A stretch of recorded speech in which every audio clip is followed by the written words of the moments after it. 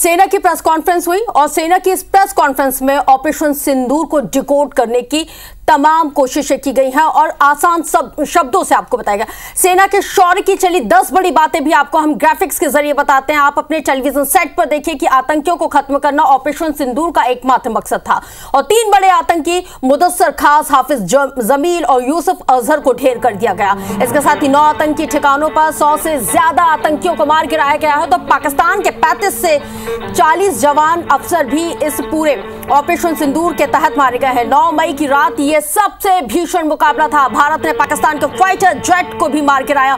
पाकिस्तान के भेजे गए सारे ड्रोन यहां पे नाकाम रहे। पाकिस्तान ने नागरिक विमान को हथियार बनाया और पाकिस्तान के सिविलियन को टारगेट किया गया। इसके साथ ही ऑपरेशन में हमने 5 जानें भी गंवाई हैं। तो ये कई बड़ी बातें हम आपको ग्राफिक्स के जरिए ऑपरेशन सिंदूर की हम बता रहे हैं और लगातार इस पे अब हम चर्चा की शुरुआत करते हैं क्योंकि हमने देखा है कि किस तरह से ये तमाम चीजें रही हैं। एक बार सुन लेते हैं जब ये प्रेस कॉन्फ्रेंस हुई है उस वक्त जो डीजीएमओ है उनका क्या कुछ कहना था। कुछ नाम मैंने लिए, कुछ नाम अभी पुख्ता किए जा रहे हैं। जो इंटेलिजेंसीज ने अभी तक असेसमेंट किया है उसमें उन्होंने कहा है कि तकरीबन 100 से ज़्यादा मारे गए हैं। और एक आज आपने तस्वीर भी देखी कि काफ़ी प्रोमिनेंट जो फ्यूनरल था, काफ़ी प्रोमिनेंट एक जो हस्ती हैं वो ऑर्गेनाइज कर रहे थे। फ्यूनरल में और कौन कौन लोग अटेंड कर रहे थे वो तो आपने देखा ही। तो आप लोग सब समझदार हैं और मुझे ये कहने की ज़रूरत नहीं है कि इन लोगों को कहाँ से सपोर्ट मिल रहा है। अगर नहीं मिल रहा होता तो ऑपरेशन सिंदूर नहीं होता। तो उसी की वजह से है ये ऑपरेशन। तो आइए अब हम समझने की कोशिश करते हैं कि आखिर इस प्रेस कॉन्फ्रेंस के क्या कुछ मायने रहे। R K. Sahu retired navy officer हैं हमारे साथ, बहुत स्वागत है आपका। Satish Mishra group captain air force, Satish ji बहुत स्वागत है। सबसे पहले तो मैं आर.के. साहू जी आप ही का रुख कर रही हूँ और आपसे ये समझने की कोशिश कर रही हूँ क्योंकि आज का दिन बेहद अहम इसलिए भी माना जा रहा है क्योंकि जिस तरह से जो लगातार जो ताबड़तोड़ हमले किए जा रहे थे और कई तरह के जो प्रश्न चिन्ह लग रहे थे उन तमाम प्रश्न चिन्ह पे यहाँ पे एक तरह से फुल स्टॉप लगा दिया गया है। इस पूरी प्रेस कॉन्फ्रेंस के हम क्या मायने निकालें क्योंकि पॉलिटिकली सिनेरियो अलग बनता है लेकिन साइकोलॉजिकली जो दबाव बनाने की कोशिश की गई है वो कितनी कारगर है। जय हिंद। आज का जो प्रेस कॉन्फ्रेंस में था उसमें हमारे जो इंडियन सोल्जर के लिए इंडियन मिलिट्री जो कॉन्फ्रेंस की है उसमें पूरा बता दिया गया है कि क्या सच्चाई थी, हमने क्या चीज़ का आतंकियों का कितना सफाया किया है और हमारे जो न्याय का जो कारण था ऑपरेशन सिंदूर वो कितना कहीं सटीक बैठा है और पाकिस्तान जो झूठ फैला रहा है इंडियन आर्मी के और इंडियन एयरफोर्स में जो हमने कामयाबी हासिल किया है उसका मुंह तोड़ जवाब दिया है। बिल्कुल। इसके साथ ही मैं सतीश जी आपसे समझना चाहूंगी क्योंकि जिस तरह से हमने देखा कि सीज फायर का जैसे ही ऐलान होता है उसके बाद सीज फायर का उल्लंघन भी पाक की तरफ से किया गया। तो यहाँ पे भारत सरकार ने एकदम साफ कर दिया है कि अगर आपकी तरफ से किसी भी तरह की कोई भी घटना को अंजाम दिया जाएगा तो वो क्लिंचर माना जाएगा। इसके साथ ही एक्ट ऑफ वॉर। और आज ये प्रेस कॉन्फ्रेंस होना क्या संदेश भारत का पाकिस्तान के साथ पूरी दुनिया को।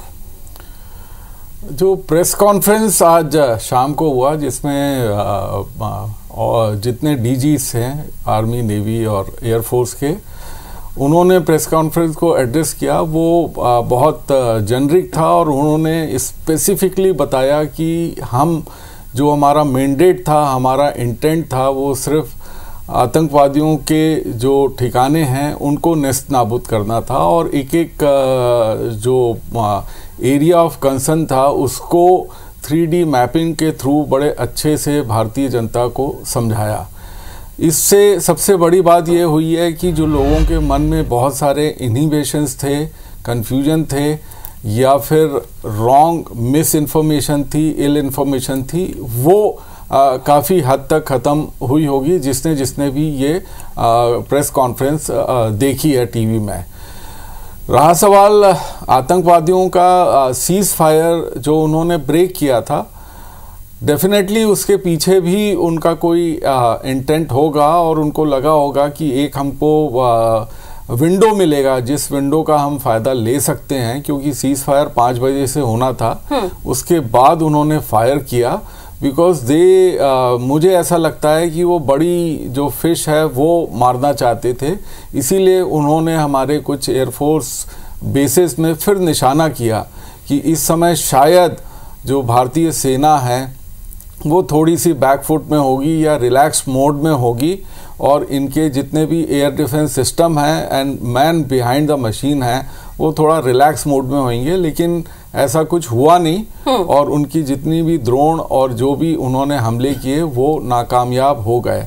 उसके बाद फिर उन्होंने पूरी रात जो है वो सीज फायर जो उन्होंने हमसे अप्रोच और रिक्वेस्ट की थी उनके DGMO ने पाकिस्तान के, उसको फिर माना गया और रात में फायरिंग नहीं हुई। नहीं, लेकिन सतीश जी, क्योंकि पाकिस्तान की तरफ से, क्योंकि हम पाकिस्तान की हरकतों को न केवल भारत बल्कि पूरी दुनिया जानती है, कटोरा लेके मांगने वाला ये पाकिस्तान बात बात पे जिस तरह से सीज फायर का उल्लंघन करता है, और क्योंकि उसने वार्ता के लिए, सीज फायर के लिए खुद पहल की और उसके बाद सीज फायर का उल्लंघन भी उसने किया, तो हम कैसे पाकिस्तान पर भरोसा कर सकते हैं फिर?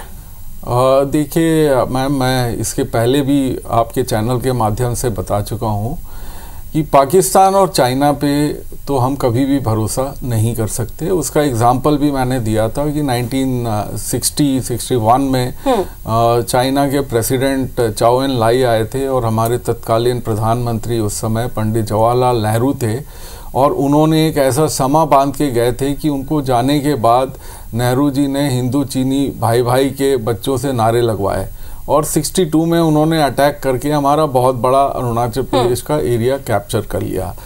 आप पाकिस्तान की हरकतें देखिए, 1948 से स्टार्ट हो गई थी, यानी 47 में हम लोग को स्वतंत्रता मिली, भारत और पाकिस्तान को, और उसके बाद उन्होंने तुरंत हमारे ऊपर अटैक कर दिया और ये कहा गया कि ये अटैक जो है वो कबीलाई लोगों ने किया हुआ है, नॉर्दर्न पार्ट्स जो कि आप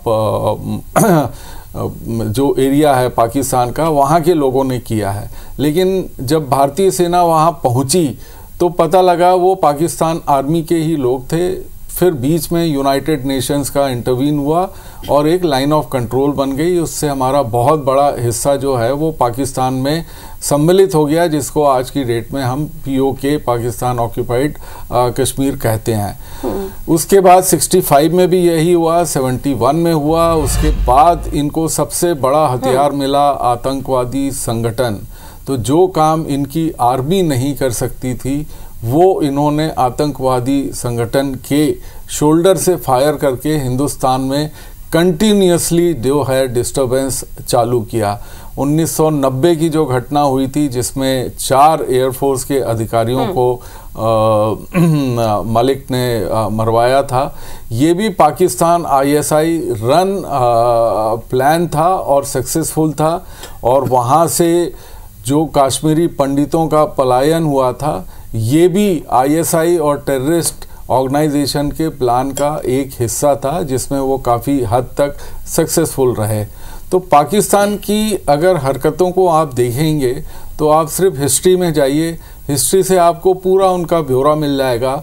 इसलिए पाकिस्तान पे किसी भी स्टेज में, चाहे वो सीज फायर हो या कंप्लीट सीज फायर हो या फिर वो कुछ भी कहें, उनकी बातों पे विश्वास करना यानी अपने पैर में कुल्हाड़ी मारने वाली बात है। बिल्कुल।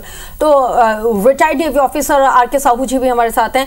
पाकिस्तान को बार बार मौका देना भी तो मतलब अगर हम इंटरनेशनल लेवल पे देखें, हम भारत यहाँ पे पूरी तरह से साहू जी यहाँ पे मतलब सक्षम रहा है दबाव बनाने पे, इंटरनेशनल लेवल पे भी हमने दबाव बनाया है और शायद उसका ही असर है। लेकिन फिर भी हम देख रहे हैं कि टर्की और जो चाइना है वो उसको लगातार सपोर्ट कर रहे हैं। तो इन तमाम चीजों पे अगर हम देखते हैं तो इसका कितना असर भारत पे पड़ेगा, क्योंकि चाइना तो मतलब चाहता ही है कि अस्थिरता आए, इंडिया में आए, उसका मार्केट फिर से मतलब ग्लोबली उसको फायदा मिले। क्योंकि अभी जिस तरह से हमने अमेरिका और चाइना की स्थिति देखी है कि जो ट्रेड वॉर चल रहा है उसकी वजह से चाइना ऑलरेडी परेशान चल रहा था और उसको कहीं ना कहीं इस वॉर से बेनिफिट भी हो रहा था। वो तो चाहता था कि वॉर आगे कंटिन्यू रहे। नहीं, ऐसा नहीं है। इसमें नुकसान तो इंडिया का नहीं होगा, कहीं न कहीं इसमें पाकिस्तान और चाइना जो है, उनके जो मित्र देश जैसे तुर्की है, उनको इस वाली जो लड़ाई अभी हुआ था, जिसको युद्ध हम वार बोल ही सकते हैं, क्योंकि इसमें उनका काफी हद तक पूरा दुनिया देखी है कि कितना नुकसान हुआ है।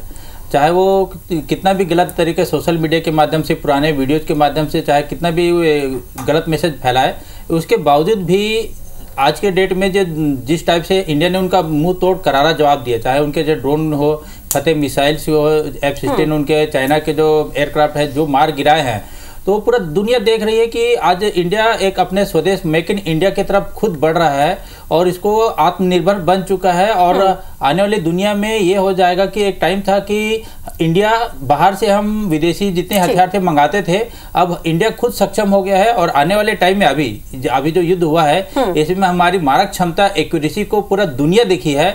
अब डिमांड इंडिया का बढ़ जाएगा और इंडिया का मार्केट, आर्थिक स्थिति और अच्छे हो जाएगी, और बेटर होगी।